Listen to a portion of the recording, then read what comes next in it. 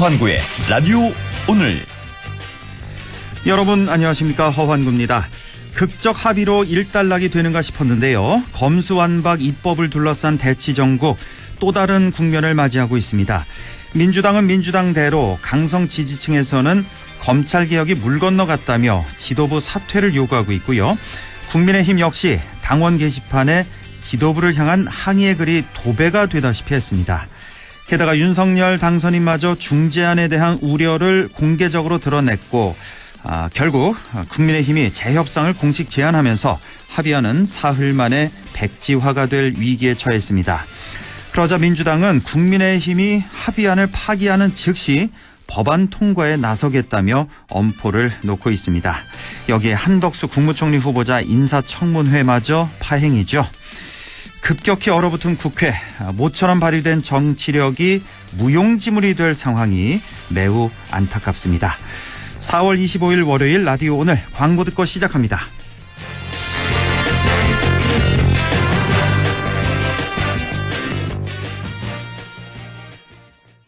아유입니다. 어쩌면 우리는 지구 위에서 우리란 말을 가장 많이 쓰는 사람들 아닐까요? 우리 남편, 우리 손주, 우리 회사. 소중한 우리를 위해 우리가 바꾼다. 우리 마음속 첫 번째 금융, 우리금융그룹. 축하합니다. 한국자동차 전문기자협회와 한국자동차 기자협회 선정 올해의 픽업, 올해의 유틸리티 렉스턴 스포츠. 이관왕 기념 이벤트도 만나보세요. 1년간 월 1만 원만 납입하는 초기 부담 제로 할부부터 소상공인에게 큰 힘이 되는 10년 자동차세 특별 지원까지. 4월 쌍용자동차 전시장에서. 자, 던졌습니다. 돌직구인가요?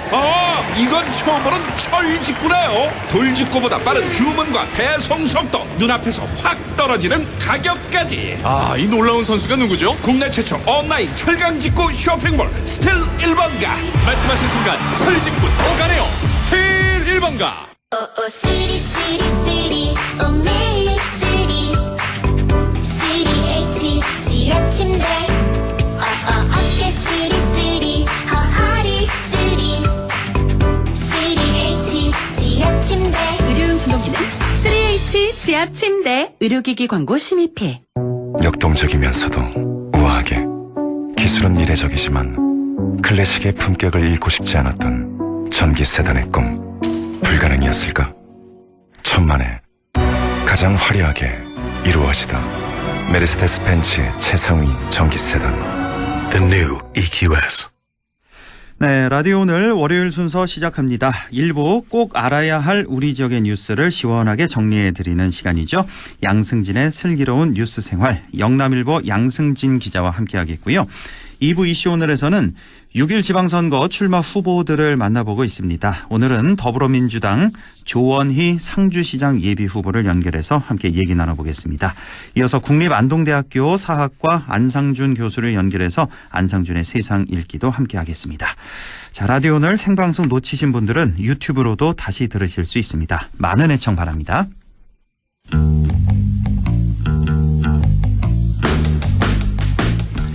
네, 슬기로운 뉴스 생활 시작하죠. 꼭 알아야 할 우리 지역 뉴스 시원하게 정리해 드립니다.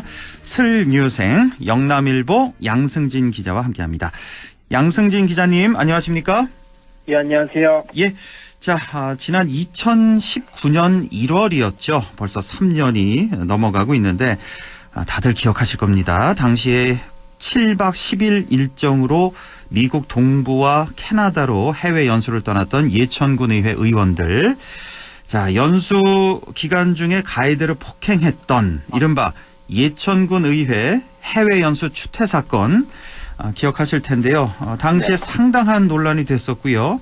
결국 가이드를 폭행했던 당시 박종철 군의회 부의장과 가이드에게 노래방 도우미를 불러달라고 요구했던 권도식 의원, 군의회에서 제명이 됐고요. 네네. 이형식 당시 예천군의회 의장도 역시 징계를 받았죠. 출석 정지 네네. 30일 이렇게 이루어졌었는데요.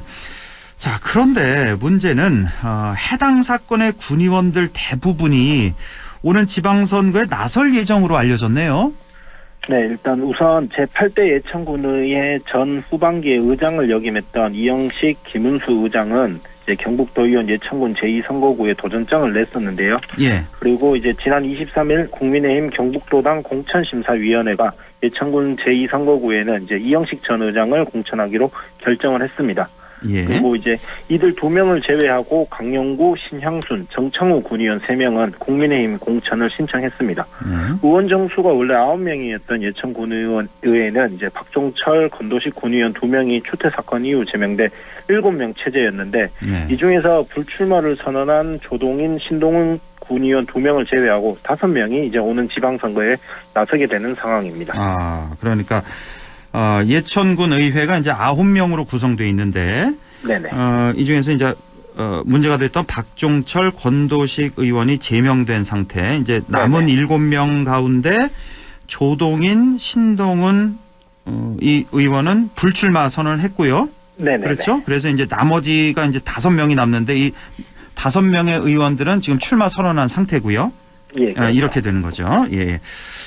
자, 이렇게 대부분 그 당시에 동행했던 군의원 대부분들이 이제 출마를 결정을 한 상태입니다. 이렇게 지금 예천 지역 주민들 반발이 상당히 거센 것으로 지금 알고 있는데요. 네네. 이들이 출마해서는 안 된다는 내용의 현수막이 붙은 걸로 알고 있는데 당시에 전국적으로 큰 비난을 받으면서 예천군 이미지 자체가 안 좋았던 걸로 기억하는데 이들이 또다시 출마를 한다. 이건 사실 선뜻 이해가 가지 않는데요. 네, 일단 예천 지역 곳곳에는 이들 전원을 국민의힘 공천에서 배제시킬 것을 요구하는 현수막이 개첨돼 있는데요. 예. 일단 이 현수막을 개첨한 단체나 개인이 누군지는 알 수가 없었습니다. 그런데 이 같은 상황에서 지난 18일 예천 시민연대라는 단체가 이제 성명서를 내고 해외 연수 추태 당사자인 제8대 예천군의회 지방 군의원들의 지방선거 불출마와 함께 국민의힘 경북도당과 지역구 당협위원장인 김영동 국회의원에게 이들을 공천에서 제외해달라고 촉구했습니다. 예. 예천 시민연대라는 이 단체의 주장은 해외 연수 추태 사건 당시에 군의원들의 일탈과 폭행은 예천 망신을 넘어선 이제 대한민국의 국격을 떨어뜨린 행위다. 그래서 이제 치욕과 부끄러움이 치유되기도 전에 이들이 또다시 선거에 나서는 것은 안 된다. 뭐 이렇게 지적을 했습니다. 그러니까요. 많은 분, 특히 그 예천 분들 이렇게 생각하실 것 같은데. 예천 시민연대 이제 이분들이 이제 지적하는 내용은 타당하다고 생각이 드는 게 당시 아마 기억하실 겁니다. 전국적으로 그때 왜 예천 농산물 불매 운동도 있었잖아요. 네네. 그래서 이제 예천 그 농민들 많은 피해를 입고 또 외신에도 소개되기도 했었던 그런 상황이었는데 그렇다면 이번에는 예천군 의원들의 그 입장 있잖아요. 그러니까 이번에 출마를 준비하고 있는 그 군의원들 입장은 뭐 어떻게 나와 있습니까? 이게 선거가 이제 지방선거가 한 달 앞으로 다가온 상황이잖아요. 예. 그래서 이 같은 상황에서 뭐 성명서 발표, 뭐 현수막 개첨 등은 일부 정치 세력의 움직임이다. 이렇게 말을 하고 있는데요. 예. 네. 실제로 이제 예천 시민연대라는 이 단체 자체가 성명서를 발표한 당일날 출범했다고 하더라고요. 예. 그래서 그런지 이제 한 군의원은 성명서 발표나 현수막 개첨 등의 저희를 의심하는 듯한 발언을 전했는데 현수막이 출처도 알 수 없고 시민연대라는 이름 자체가 진보 성향의 단체다. 성명서를 발표하는 당일에 만든 것이 아니냐라며 이제 군의원을 가까이에서 지켜본 진정한 국민의 뜻에 따라 당선 여부가 결과로 이어질 것이다. 이렇게 말을 했습니다. 이 예천 시민연대라는 게 당시 현수막을 내걸었던 그날 성명서를 발표한 당일 성명서 발표 출범했다. 당일날 출범을 했습니다. 그래서 이번에 이제 출마 선언한 군의원들은 이거 일부 정치 세력의 움직임이다 이렇게 치부를 하고 있다. 이런 말씀이시고요. 자, 이렇게 정치적 목적이 있다는 식으로 해석을 하고 있다는 얘기인데, 자, 예천군 의회 의원들 어쩌면 해외 연수 추태 사건이 이제 2018년 7월에 임기 시작한 후에 고작 한 6개월 정도 지난 시점에서 발생했단 말이에요. 그렇죠. 네네. 그렇다면 자, 예천군 의회 의원들 그 의정 활동 성적은 어땠는지 이것도 한번 좀 분석해 보고 싶은데 우리 지난주에 영주시 의회를 분석해 주셨잖아요. 네. 그 당시 이제 거의 빵점이다 뭐 이렇게 평가를 해 주셨는데 이번에 이제 예천군 의회 의원들의 의정 활동은 어떻게 나타났습니까? 심하게 이야기하면 나물의 그 밥이다 뭐 이렇게 말을 할 수 있는 것 같은데요. 비슷해요. 예. 네. 제8대 예천군의회 의원은 정수가 9명인데 그중에서 이제 2명이 제명이 됐으니까 7명의 이제 군의원들의 성적을 전해드리면 예. 우선 뭐 조례안을 발의하거나 가결하는 건수는 이제 41건, 그리고 5분 발언은 13건, 군정 질문은 총 115건으로 나타났습니다. 이거를 이제 의원 1인당으로 평균으로 나눠보면 5분 발언의 경우에는 의원 1명당 4년간 1.85건을 한 셈이고요. 조례안 발의는 5.85건, 군정 질문은 16개 정도를 했습니다. 지금 이게 4년간 네네. 총 합산이잖아요. 그렇죠. 4년간 총 조례안 발의 가결한 게 41건이고 네네. 5분 발언한 게 13건밖에 안 되나요? 4년 동안? 네, 그렇네요. 모든 네네. 의원들이 네, 7명의 그렇죠. 의원들이 7명. 예. 예. 그리고 군정 질문은 총 115건 이렇게 나왔는데 네네. 대략적으로 보자면 그러니까 5분 발언이 1인당 2건을 했네요. 그렇죠? 네, 1인당 그렇죠. 한 2건 정도 4년 동안. 그리고 조례안 발의가 한 6건 네. 있고 군정 질문이 한 16건 이렇게 자, 정리가 되겠습니다. 조금 더 세부적으로 보자면 지난주 영주시 의회 같은 경우는 이 세 가지 의정 활동, 그러니까 5분 발언, 시정 질문, 조례안 발의, 이거를 하나도, 이 세 가지 의정 활동 단 하나도 하지 않은 의원이 2명이 있다고 전해 주셨잖아요. 네네. 영주 같은 경우. 네. 예천군 의회는 이런 의원은 없었나요? 이게 뭐 다행이라는 표현을 써야 될지는 모르겠는데 다행히 세 가지 의정 활동을 한 번도 하지 않은 군의원은 없었습니다. 아, 그래요? 예. 네. 대신에 5분 발언을 한 번도 하지 않은 군의원은 2명이 있었는데요. 이 중에서 한 명은 의장직을 역임했기 때문에 의장 모두 발언을 한 것으로 이제 뭐 5분 발언을 했다, 이렇게 대체를 할 수도 있을 것 같습니다. 예. 그래서 상대적으로 예천군 의회의 경우에는 거의 빵점이라고 말을 했던 영주시의회보다는 낫다, 이렇게 말을 할 수 있지만 예. 또 반대로 이야기를 하면 전 세계적인 망신과 함께 뭐 전 국민적인 비난이나 또 지역민을 크게 실망시켰던 그 잘못을 생각하면 그렇죠. 만족할 만한 수준은 아니다, 이렇게 평가를 할 수 있을 것 같아요. 예. 그리고 결국은 아까 전해드린 뭐 한 예천군의회 의원의 말처럼 군의원을 가까이에서 지켜본 진정한 국민의 뜻, 이게 이제 앞으로 선거에 이분들이 만약에 출마를 하게 된다면 중요할 것 같은데 예. 과연 국민들이 군의원들을 가까이에서 지켜봤던 게 무엇일까에 대해서는 뭐 궁금해지기도 합니다. 알겠습니다. 자, 다시 한번 이제 좀 정리를 하자면 현직 예천군 의원들 5명이 다시 이번 선거에 출마 선언을 한 상태고, 그렇죠. 공천 여부는 아직 결정이 안 된 상태고요. 네네, 아직 안 됐습니다. 혹시 뭐 도당이라든지 김영동 의원 측에서 뭐 어떻게 하겠다, 현직 의원들 어떻게 하겠다, 뭐 이렇게 나온 건 없나요? 아직은? 이게 워낙 지금 단체장 공천 때문에라도 워낙 시끄러운 상황이라서 예. 기초까지는 아직 뭐 별다른 말은 없는 것 같습니다. 그렇군요. 예, 이거 좀 함께 지켜봐야 되겠습니다. 자, 다음 소식 보죠.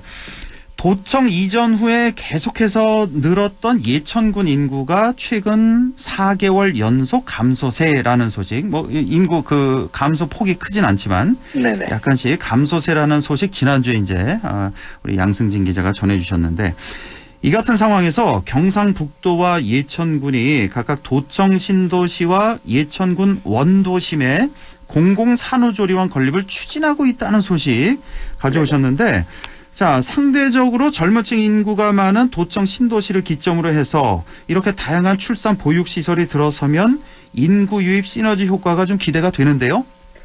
네, 일단은 도청 신도시의 거점 공공산후조리원 건립 사업의 경우에는 윤석열 대통령 당선인의 대통령직 인수위원회에 이제 건의 사업으로 경북도가 올려둔 사업인데요. 예. 지역의 열악한 산후조리원 인프라 확대를 위해서 도청 신도시의 이제 거점이 될 수 있는 공공산후조리원 건립을 추진한다는 계획입니다. 예. 과거에는 출산과 양육에 대해서 그저 개인의 문제라는 인식을 했다면 이제 저출산 시대에서는 국가가 이를 담당할 수 있도록 분위기가 전환되는 추세입니다. 네. 앞으로 이제 신도시의 공공산후조리원이 건립이 되면 상대적으로 열악한 북부권의 출산이나 보육 환경이 크게 개선될 것으로 기대됩니다. 그럼요. 우리 북부권의 열악한 의료 인프라 뭐 뉴스를 통해서 많이 나왔지 않습니까? 다들 네. 알고 있는 사실인데, 자, 이런 가운데도 또 특히나 산후조리와 관련된 부분은 더 심각한 실정이라고 들었어요. 네. 2020년 기준으로 인구 1000명 출산당 경북의 산후조리원 수는 0.93개로 네. 전국 평균은 1.84개보다 턱없이 낮은 꼴찌고요. 예. 그리고 이제 도내에 산후조리원이 있는 시군이 구미, 김천, 안동, 경주, 포항 등 한 7곳에 불과합니다. 예. 그런데 이 산후조리원이라는 것이 뭐 방금 전해드린 것처럼 지역에 이제 주로 도시 지역에 집중돼 있고 대부분은 또 민간 산후조리원인데요. 또 민간 산후조리원의 경우에는 전국에 500곳이 있는데 경북에는 12곳밖에 없습니다. 아하하. 근데 이마저도 이제 안동에 2개가 있는데 예. 농촌 지역이 대부분이 이제 북부권을 고려했을 때 시설이 너무 부족하다 이렇게 말을 할 수밖에 없고요. 그렇죠. 또 이 같은 상황에서 예전에 이제 2020년에 안동시의회가 안동에 공공산후조리원 건립을 추진한 적도 있었습니다. 그런데 예, 이제 예. 사업에는 속도가 아직은 나지 않고 있는 상황입니다. 아, 안동시 의회에서 2년 전에 네네. 추진을 했었군요. 공공산후조리원. 네. 그런데 속도가 나지 않고 있다. 그러니까 이번에 이제 경상북도에서 대통령직 인수위원회 건의했다 이 말이죠. 그러니까 공공산후조리원. 네. 어떻게 뭐 대답은 들은 게 있습니까? 뭐 추진하겠다. 예. 긍정적인 답이 오가고 있는 것으로 알고 있거든요. 현재는. 예. 네네. 현재 상황에서는. 현재는 여기까지예요. 긍정적인 답이 나왔다. 그런데 이제 뭐 아직 정부 출범하고 나서 이 부분들이 이제 건의했던 사업들이 국정 과제로 반영되느냐, 혹은 뭐 지역 과제로 이제 지역 균형 발전 과제로 채택이 되느냐는 좀 더 지켜봐야 할 것 같습니다. 아, 그렇군요. 그래도 뭐 채택이 된다 하더라도 뭐 이 사업이 술술술 잘 풀린다 하더라도 몇 년은 기다려야 되겠군요. 그렇죠. 추진될 때 그게 건립이 될 때까지는 당분간은 뭐 시간이 좀 걸릴 것 같습니다. 아유, 그렇군요. 자, 그래도 건립이 만약에 완료가 된다면 젊은 층이 많이 거주하는 도청 신도시의 이 출산율 제고에는 큰 도움이 되겠네요. 그래도. 그렇죠. 이제 도청 신도시가 평균 연령이 33.2세로 젊은 부부가 대부분 거주하고 있습니다. 그런데 예. 이제 산후조리원도 없고 분만 산부인과 같은 시설도 없습니다. 그런데 이제 예천군의 합계 출산율은 전국 합계 출산율이 1% 밑으로 떨어진 상황에서도 뭐 예. 1.2%에서 1.5%대를 유지하고 있는데요. 아, 예천군이요? 네. 아, 이거 신도시 때문에 그런가 보네요. 그렇죠. 신도시 예. 효과가 큰데 예. 결국은 젊은 층이 많이 거주하는 곳인 만큼 적절한 시설, 뭐 산후조리원이나 분만 산부인과 같은 이런 시설들만 있으면 예. 출산율 증대는 얼마든지 가능하다 이렇게도 해석을 할 수 있습니다. 예. 그래서 경북도는 정부에 이제 그 공공산후조리원을 신도시에 건립하기 위해서 80억 원 지원을 건의를 했고요. 그래서 예. 모자동실이랑 신생아실 총 한 30개 정도 실이 들어가는 최신 시설을 갖춘 공공산후조리원을 건립해서 이제 북부권 산모들의 출산이나 보육에 보탬이 되겠다 이런 계획을 세워뒀고요. 예. 예천군도 그 예천 원도심에 구도심에 공공산후조리원 건립을 추진하면서 현재는 뭐 사업 계획서 작성이나 부지 매입 등 이제 단계별 로드맵을 세워둔 상태이거든요. 아직 뭐 네. 진행은 안 됐지만 그래서 경북도와 예천군이 앞으로 이제 공공산후조리원 건립을 위해서 서로 보조를 맞춰가면서 사업을 이제 성공적으로 추진하겠다는 계획을 세워뒀습니다. 예. 아유, 하루빨리 좀 착착 사업이 좀 진행이 됐으면 좋겠네요. 예. 자, 오늘도 소식 잘 들었습니다. 지금까지 양승진의 슬뉴생 영남일보 양승진 기자와 함께했습니다. 고맙습니다. 네, 감사합니다. 네, 라디오 오늘 1부 여기까지고요. 잠시 후 2부에서 뵙겠습니다.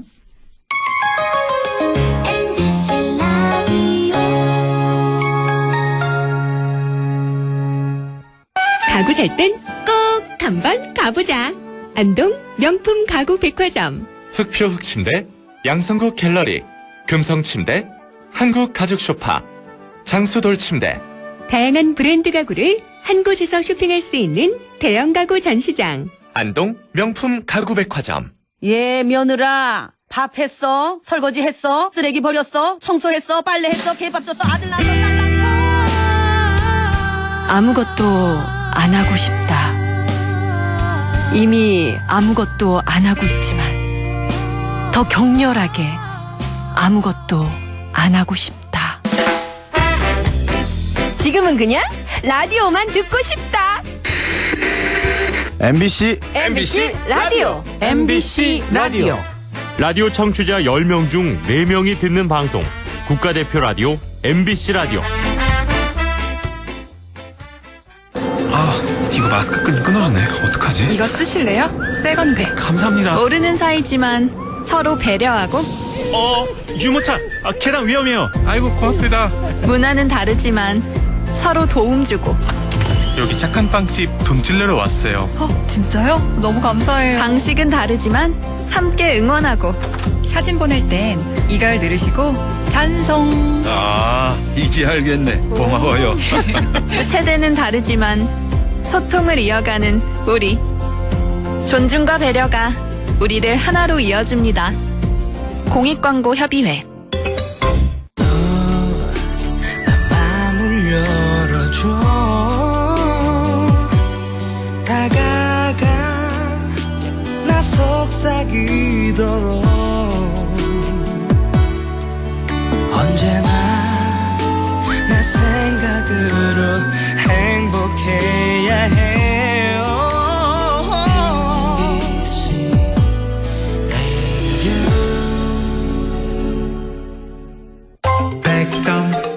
MBC 라디오. 네, 6시 26분 막 지났습니다. 이슈 오늘 시작하죠. 6.1 지방선거가 오늘로 37일 앞으로 다가왔습니다. 이번 지방선거 출마 후보들 만나보고 있는데요. 오늘은 더불어민주당 조원희 상주시장 예비후보를 연결해 보겠습니다. 조원희 후보님 안녕하십니까? 네, 안녕하세요. 예, 반갑습니다. 우선 네, 반갑습니다. 예, 본인 소개를 좀 먼저 해 주시겠어요? 예, 저는 상주시장 선거의 기호 1번 더불어민주당 예비후보 조원입니다. 네. 저는 낙동면에서 이제 지금 29년째 농사를 지으면서 승곡 체험마을도 운영하고 있고 상주 귀농귀촌 정보센터에 센터장을 7년 동안 역임했습니다. 네. 상주 농민회장도 했고요. 또 상주 로컬푸드 협동조합의 이사장을 지냈습니다. 예, 지금은 더불어민주당의 전국농어민위원회 수석부위원장을 맡고 있으면서 지난 2020년 상주시장 재선거에 이어서 두 번째로 상주시장 선거에 출마하게 되었습니다. 예, 그야말로 상주 토박이 농민이시군요. 그렇죠? 네, 그렇습니다. 예. 자, 다른 후보들과 차별화된 나만의 장점이 있다면 뭘 들 수 있을까요? 다른 후보님들도 훌륭하시지만은 제가 이제 나이가 가장 젊습니다. 근데 다행인 거는 나이만 젊은 게 아니라 생각도 이제 젊다는 겁니다. 나이가 실례지만 얼마 되시는데요? 나이가? 53살입니다. 아, 그러세요. 53시고. 네네. 예. 제가 지금까지 이제 지역에서 해온 일들은 이제 최초로 한 일들이 많거든요. 아, 예.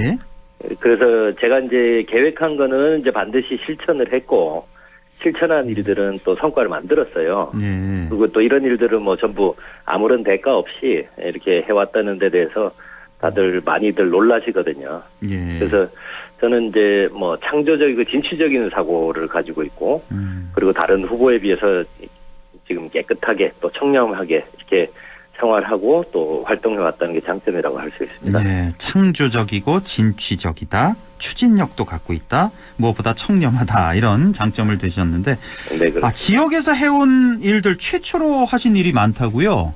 네네. 한 가지만 예를 들어서 어떤 일을 하셨어요? 거의 다 최초로 했습니다. 아무도 관심 갖지 않을 때 민간에서 이제 귀촌 정보센터를 만들어서 예. 또 상주에 이제 귀농인들이 5,000명 이상 이렇게 들어오도록 했고요. 아, 예. 상주 로컬푸드 협동조합도 제가 초대 2대 이사장을 만들고 상주 생각이라는 직내장을 만들어서 지금도 이제 성공적으로 아주 모범적으로 운영하고 있고요. 예. 승곡 체험마을도 마찬가지고 1년에 10,000명 이상 이렇게 오는 상주의 명소로 만들었고요. 아, 그렇습니까? 예. 네. 승곡 체험마을은 어떤 활동을 하는 곳이죠? 승곡 체험마을?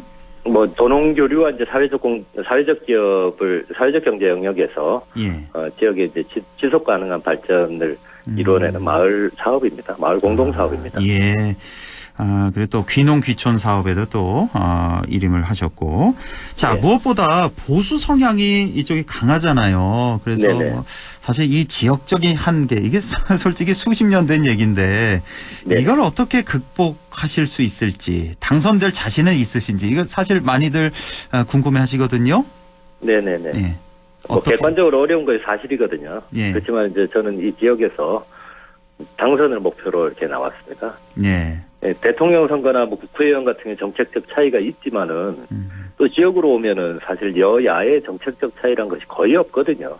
그렇죠. 누가 더 적극적으로 또 시민들 잘 모시고 또 지역을 위해서 봉사하고 헌신할 것이냐가 이제 관건이기 때문에 저는 좋은 정책 가지고 또 내가 잘 할 수 있다는 능력 가지고 우리 시민들께 호소한다면은 뭐 충분히 통한다고 봅니다. 예. 그래서 앞으로 뭐 남은 기간이 많지는 않지만은 하여튼 최대한 열심히 달리도록 하겠습니다. 예, 중앙 정치의 그 어떤 지역구도 정치와는 다르다. 지방선거는. 네. 그게 또 지방 정치, 지방선거의 또 존재 이유기도 한 거고요. 예. 네네, 그렇죠. 자, 지금 상주시가 갖고 있는 현안 뭐 많이 있지 않겠습니까?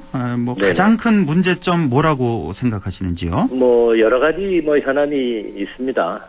있지만은 이제 가장 크게는 이제 상주시가 고인물이라는 거거든요. 뭐 전국적이 다 그렇지만은. 예.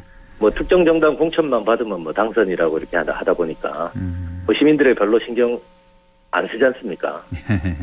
그러다 보니까 뭐 지역 발전도 더디고 그러다 보니까 이제 고령화, 뭐 청년 유출, 지방 소멸 이런 것들이 전부 이제 가시화됐잖아요. 예. 이제는 좀 바꿔야죠. 의식도 바꾸고 정책도 바꾸고 그리고 사람도 바꿔야 사는 시절이 있지 않습니까? 예. 그게 가장 중요한 관건이죠. 예. 자, 공약을 이번에 몇 가지 준비하셨어요, 총? 저는 이제 사실 정책 전문가로 이렇게 알려져 있거든요. 그래서 이제 좋은 공약들을 많이 만들었어요. 그 중에서도 이제 5가지를 이제 5대 공약을 만들었고. 5대 공약. 예. 네네. 이 중에서 뭐 핵심 공약 어떤 걸 들 수 있을까요? 뭐 5가지가 다 좋은 공약이라고 보이는데 뭐 한 가지만 먼저 말씀을 드리자면은. 예. 저는 이제 시민 행복 수당을 연간 100만 원씩 우리 시민 1인당 지역 화폐로 드리려고 합니다. 아, 누구나 다요? 예, 모든 시민들 다? 네네. 연간 100만 원씩 네네. 지역 화폐로? 네네. 분기별로 25만 원씩 지역 화폐로 이렇게 드리는 겁니다. 예. 여기 이제 제가 2년 전에도 그 공약했던 내용인데, 예. 지금 상주시 예산이 1조 2천억 정도 추경까지 하면 그렇게 되는데, 예. 지금 방만하게 집행되는 예산들 아껴서, 그리고 또 이제 상주시에 매년 그 순세계 잉여 쓰고 남은 돈이 이제 한 1,000억씩 발생합니다. 아, 그래요? 예. 네, 이런 것들 가지고 한다 그러면은 충분히 가능하다. 지방재정 전문가들하고도 분석을 다 끝냈고.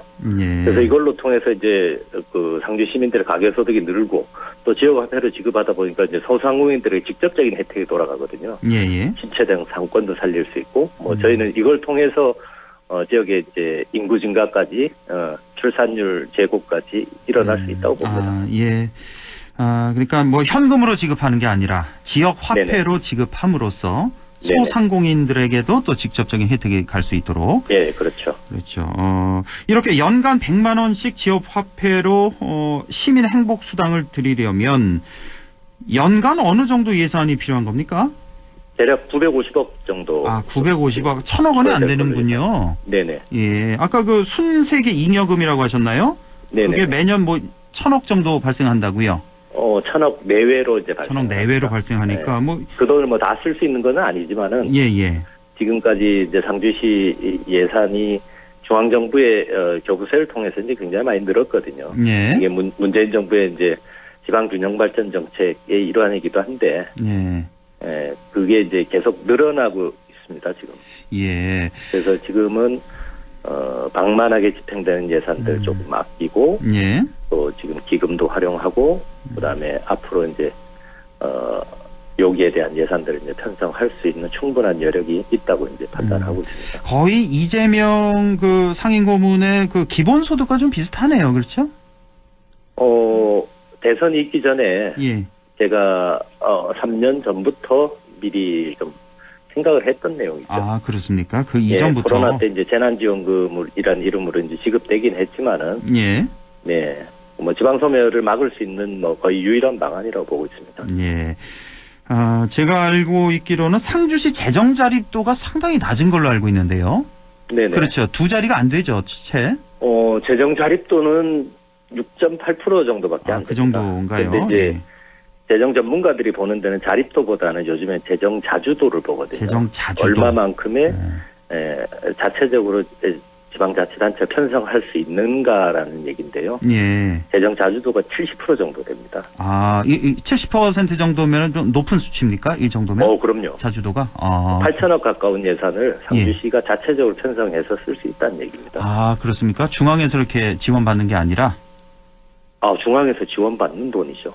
지원받는 돈이 그게 네네. 이제 재정 자주도. 상주시의 자체 세수나 아니면은 세외 수입 같은 경우에는 지금 900억이 채 안 되거든요. 아, 그렇게 났습니까? 자립도는 굉장히 낮은 수준이 전국 최하위 수준인데. 예. 알겠습니다. 그래서 요즘에는 재정 자립도보다는 재정 자주도를 굉장히 중요한 지표로 이렇게 봅니다. 예. 자, 현재 상주시정을 좀 평가해 주신다면요? 저는 뭐 우리 상주시의 이제 공직자들이 열심히 하고 계시다고 봐요.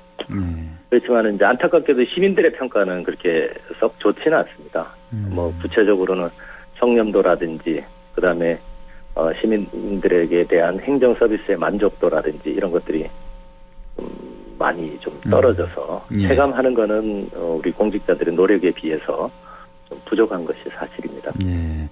강영석 현 시장에 대해서 좀 평가를 해주신다면요? 제가 뭐 누구를 평가할 수 있는 그런 입장은 아닌데 강영석 시장 같은 경우는 오랫동안 이제 정치를 하기 위해서 탄탄한 준비를 해오신 분이고 또 여러 가지 또 좋은 정책들을 또 경험들을 갖고 계시지만은 좀 아쉬운 점은 앞으로 이제 지금 세계적으로나 국내 산업이나 굉장히 빠르게 변하고 있지 않습니까? 그런 부분에서 이제 대응하는 데서나 아니면은 지방 소멸에 대응하는 도시 정책이나 이런 부분에서는 조금 아쉬움을 좀 가지고 있습니다. 아쉬운 점도 있고 혹시 좀 칭찬하고 싶은 점이 있다면요? 잘 준비된 분이죠. 노련하고요. 그런 면에서 뭐 저는 뭐 충분히 칭찬할 만하다고 봅니다. 향후에 시장이 되신다면 어떤 점에 중점을 두고 일하실 생각이신지요? 첫 번째는 이제 우리 공직자들이 신나게 일할 수 있도록 만들어줘야 되겠죠. 그래야 이제 능동적인 행정 서비스가 되지 않겠습니까? 그러려면 이제 리더인 시장이 먼저 솔선수범하고 먼저 청렴하게 그렇게 해서 행정의 신뢰를 회복하는 게 첫 번째라고 봅니다. 그다음에는 우리가 이제 시장이나 아니면 공직자나 기한을 정해서 우리가 시민들의 권한을 위임받은 사람들이잖아요. 시민들 위해 군림하는 사람들이 아니잖아요. 그렇습니다. 그래서 이제 주권자이신 시민들에게 이제 그 권한을 이제 돌려줄 때가 됐다고 봅니다. 이제 대의제 민주주의가 지금 한계에 이르렀잖아요. 시민들이 이제 정치를 중앙 정치에서부터 지방 정치를 이제 혐오하는 분들이 굉장히 많이 늘어나는 거는 이제 이게 대의제 민주주의가 이제 한계에 다다랐다는 얘기거든요. 그래서 이제 주민 자치의 시대로 가야 된다. 주민들에게 권한이 다시 이제 돌아가는 이런 방향으로 행정이 진화해야 된다고 생각을 합니다. 그런 방향으로 잘 이끌도록 하겠습니다. 시민만을 보고 일하시겠다 이런 말씀이시네요. 시민들의 신뢰를 좀 다시 확보를 하고 되찾고 시민들을 잘 모시는 그런 주민자치의 선도 도시로 만들어 가겠다는 말씀이시고요. 자, 마지막으로 우리 지역민들 또 유권자들에게 또 하고 싶은 말씀이 있다면 마지막으로 좀 전해주시죠. 네네. 존경하는 상주 시민 여러분, 지금까지 선거 많이 하셨는데 지금까지 특정 정당만 공천만 받으면 이렇게 다 뽑히니까 이제 시민들 돌아보지 않지 않습니까? 잡아놓은 물고기 그 먹이 안 주는 것처럼 그러면서 이제 상주시가 발전하지도 못했고 시민들이 행복한 이런 도시가 되지 못했지 않습니까? 이제는 이제 바꿔야 합니다. 이제는 당만 보지 말고 정책과 인물 보고 투표하셨으면 좋겠습니다. 상주시장 기울번 조원희가 앞장서서 바꾸겠습니다. 이번 한번 꼭 좀 일할 기회를 주시면 정말 열심히 잘 하겠습니다. 감사합니다. 알겠습니다. 오늘 말씀 잘 들었고요. 끝까지 건투를 빌겠습니다. 고맙습니다. 네, 감사합니다. 지금까지 더불어민주당 조원희 상주시장 예비 후보였습니다. 라디오 오늘에서는 청취자 여러분의 참여를 기다리고 있습니다. 우리 지역에서 발생한 사건 사고 소식이나 함께 토론하고 싶은 내용을 안동 MBC 홈페이지 라디오 오늘 게시판에 올려주시기 바랍니다. 전화와 문자 참여도 하실 수 있습니다. 전화는 851국에 7191번, 문자는 샵 0913번으로 보내주시면 됩니다. 문자는 단문 50원, 장문 100원의 정보 이용료가 있습니다. 여러분의 많은 참여 바랍니다.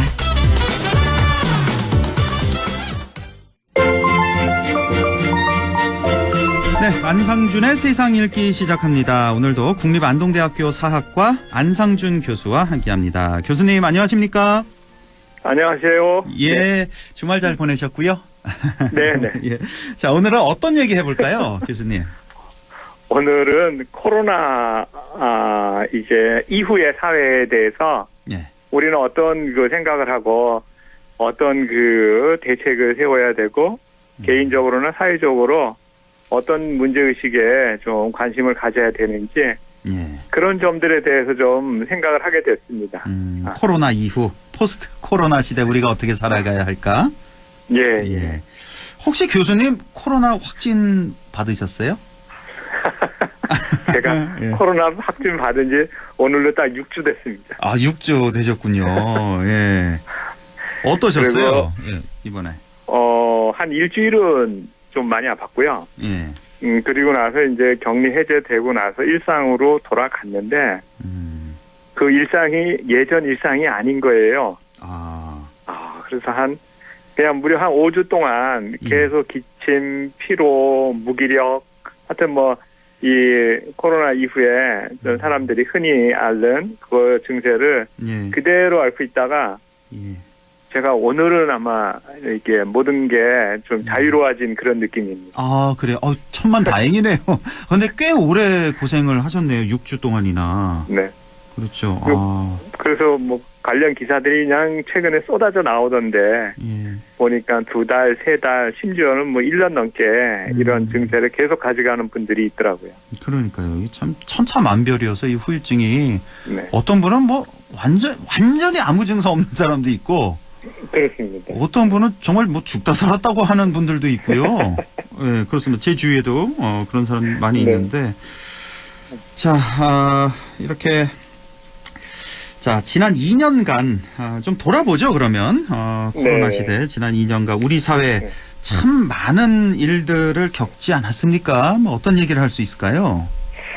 글쎄요, 저는 이제 학교에 있으니까, 제가 제일 충격적인 게, 2020년 3월에, 2월부터 이제 본격적으로 대구에서 이제 코로나가 대확산되기 시작하고 그러면서, 3월에 학교 문이 열리지 않은 게 지금 제일 충격적이었어요. 그렇죠. 그런데 그때 돌아보면은 학교가 문을 열지 않은 적이 있었나? 우리가 예전에 어른들이 말씀하시기에 한국전쟁 때도 학교는 문을 열었다고 그러잖아요. 예, 맞아요. 그런데 그러고 보면은 인류 역사상 이 코로나는 정말 희귀한 경험이 될 것 같고, 그 과정에서 이제 우리 국민들과 우리 정부가 보여준 여러 가지 그 대책들을 되돌아보면은 이건 진짜 어떤 역사적인 대사건인 것 같아요. 그리고 그 가운데에서 이제 이 정부의 어쩔 수 없는 강압적인 그런 그 방역 대책, 그리고 시민들로서는 따라야만 하는 것, 이게 이제 전체가 살기 위한 이제 마지막 수단이라 생각하고 거기에 모두 동의하고 했는데, 결과적으로는 이제 그러한 그 전체를 위한 소수의 희생이라는 거는 어쩔 수가 없는데, 결과적으로 그렇게 됐는데, 그들에 대한 이제 그 보상이라든가 우리의 어떤 정서적 위로라든가 사회적으로 어떤 그 공감을 할 수 있는 분위기, 이런 게 충분한가, 그런 점에서는 우리가 많이 반성해야 되지 않을까, 그런 생각이 듭니다. 그렇네요. 정말 이렇게 코로나를 되짚어보면 지난 한 2년간 코로나가 발발하고 나서 한 2년간의 코로나와 이제 불과 몇 달 안 됐죠? 한 2-3달쯤 됐나요? 오미크론 확산기에 이 코로나는 완전히 좀 달랐던 것 같아요. 그렇죠? 확산세라든지 정부 대응이라든지 다 그렇죠? 예. 그래서 오미크론이 되면서 이제 감염병의 등급도 떨어뜨린다 그러고, 오늘부터 떨어졌습니다. 오늘부터 2등급으로 됐어요. 그런가요? 예. 이미 이제 예고가 됐었던 거고. 그렇습니다. 예. 그래서 이제 저도 오미크론 걸렸을 때는 이건 증세도 약하고 이러니까 별거 아니겠지 그랬는데, 실제로 앓고 나니까 이걸 정말 심각하게 알았던 사람들은 얼마나 큰 충격을 받고 고통 속에 살아가고 있을까. 이제 뭐 그런 그 우려가 많이 듭니다. 그러니까요. 예, 뭐 호흡이 안 되니까 일단 그런 분들이 제일 많은 것 같더라고요. 호흡이 잘 안 돼서 그 극도의 공포에 시달리게 되는 기침도 그런 마찬가지고. 저 같은 경우는 예. 이제 일상으로 돌아와서 강의를 해야 되는데 강의가 보통 짧게는 1시간, 길게는 3시간이잖아요. 그러니까요. 예. 근데 그걸 마스크를 끼고 하니까 그렇잖아요. 또 이게 힘든 거예요. 학생들 앞에서 이제 불안하기도 하고 미안하기도 하고 하여튼 오만한 감정이 다 들더라고요. 그러니까 계속 이제 마스크를 항상 끼고 계시니까 일선 교사들, 뭐 교수들 계속 끼고 또 말씀을 많이 하셔야 되니까 정말 그 힘든 거는 말로 표현을 다 못할 겁니다. 자, 우리 뭐 교수분들 말씀드렸지만 사실은 우리 뭐 소상공인 자영업자만큼 힘든 분들이 또 있었을까 싶네요. 그렇습니다. 예, 이분들에 대한 대책도 우리가 좀 서둘러서 마련해야 될 것 같아요. 네. 그래서 뭐 이런저런 방송에서 이제 해외 사례하고 비교해서 우리가 얼마나 부족한지 또 이제 뭐 경제적으로도 그렇고 또 그러니까는 여러 가지 의료적인 차원에서도 그렇고 굉장히 지금 많은 차이가 있다는 게 이제 분명한데 선진국의 경우에 지금 소상공인들이 이러한 정부의 강압적인 방역 대책 때문에 어쩔 수 없는 피해를 입게 됐을 때 그들에 대한 그 보상 그리고 비정규직 노동자들이 이제 뭐 학교가 문을 닫거나 뭐 이러면서 이제 실직을 하게 되는 분들에 대한 대책 이런 것들은 우리 사회에서 그렇게 크게 주목하지 않았던 것 같아요. 그렇죠. 주목을 했지만은 충분한 정책이라든가 거기에 따른 보상. 그래서 지금 현재도 그 지난 대선 국면에서 얘기했던 마지막에 나왔던 그 두 후보의 공약이었죠. 50조 원 뭐 추가 경정 예산안. 예. 그게 몇 달 됐는데 아직도 지금 제대로 그 집행되지 않고 있는 거 보면은 좀 문제가 아닌가 그런 생각이 듭니다. 그러니까 우리 국민들이 정치권에 대해서 실망하는 게 그겁니다. 뽑아주기 전에는 당장 내일이라도 뭐 착착 진행할 것처럼 그렇게 뭐 이건 뭐 여야가 없었잖아요. 모든 후보들이 다 맞습니다. 같은 목소리를 냈는데 지금 벌써 한 달, 2달이 돼가는데 우리 소상공인 자영업자 지원해줘 추경 논의는 뭐 한 발짝도 나가지 못했잖아요. 지금까지. 최근에 뉴스에 나오지도 않죠. 뉴스 나오지도 않고. 이건 뭐 이렇게 그냥 계속 기다려야 됩니까?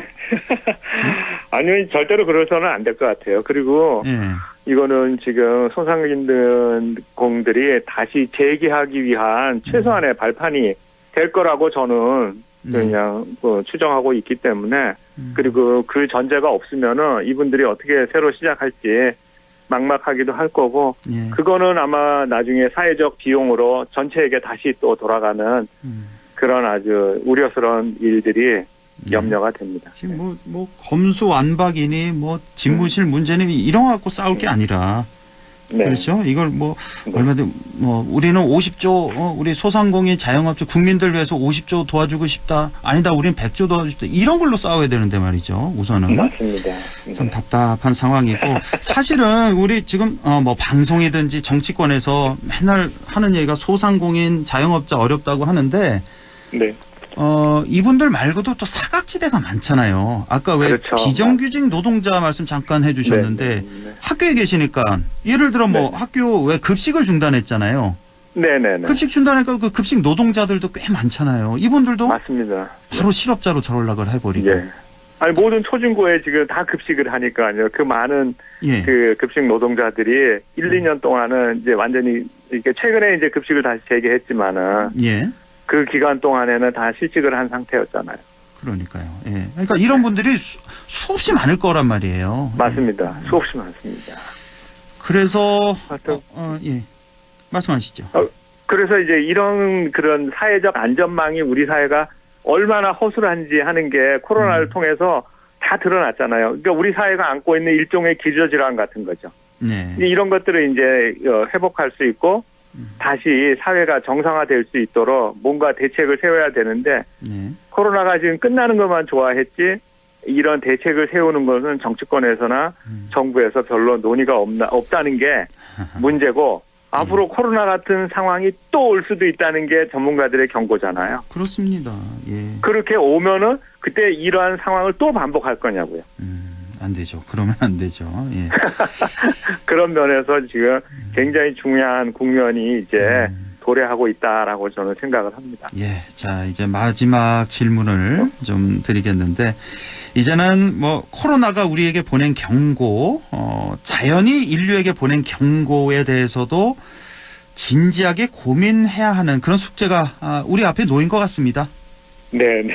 예. 어떻게 해야 될까요? 예, 예.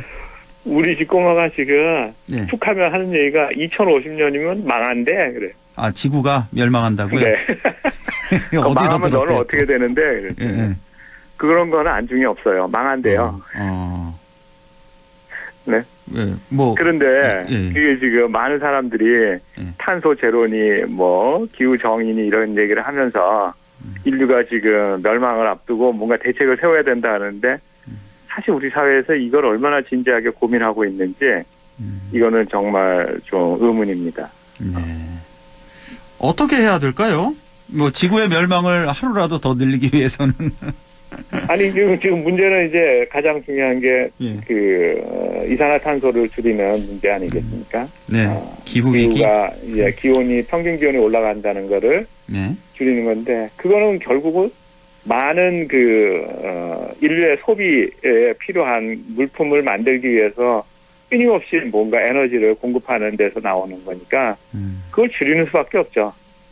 그래서 이제 자본주의적인 이 윤리 속에서 우리는 지금 평생 소비가 미덕이라는 그 가치 속에 살았는데 이제는 이 미덕을 좀 줄이고 저소비가 미덕이라는 걸로 바뀌어야지만이 이 문제가 해결되지 않을까 근본적으로.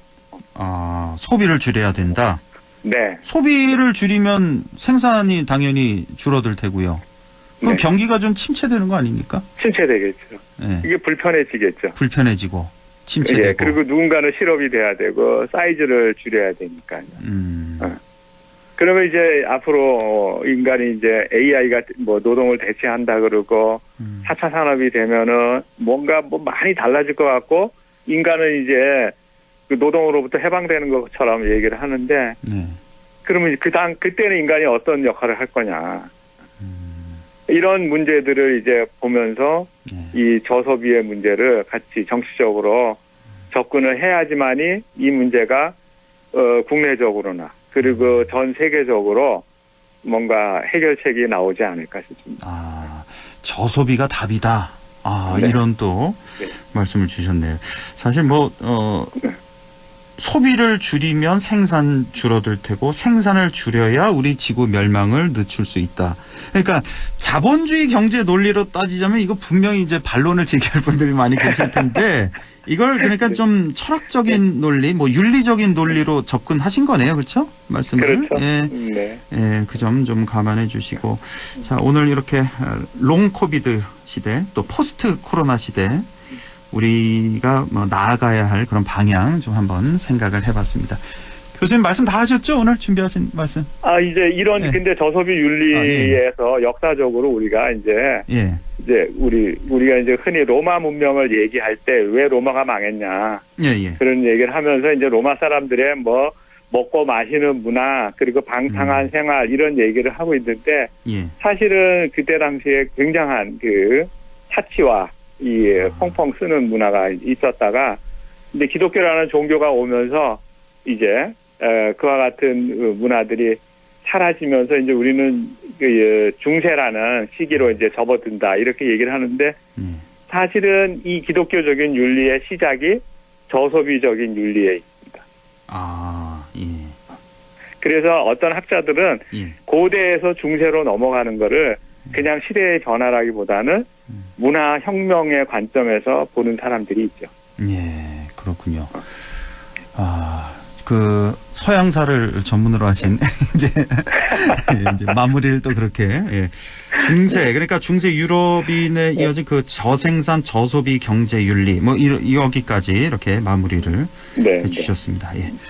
자, 우리 교수님 다음 주에 또 뵙겠습니다. 고맙습니다. 네, 안녕히 계세요. 지금까지 국립안동대학교 사학과 안상준 교수와 함께했습니다.